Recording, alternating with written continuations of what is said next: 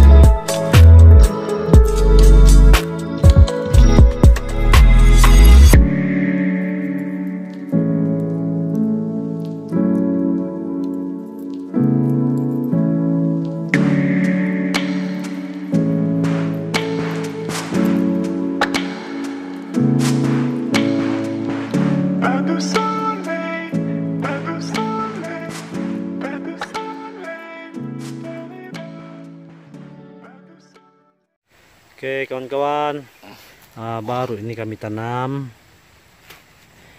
Nah inilah kami punya padi. Jadi saya pergi lagi di sana, saya utus totok, kemudian saya tanam balik. Saya sambung balik tanam di sana. Di sini ini pelanta. Sama di sini di bawah ini adalah pelanta. Selepas itu saya akan tanam yang tahunan di sini. Tahunan dari tempat anti istri saya.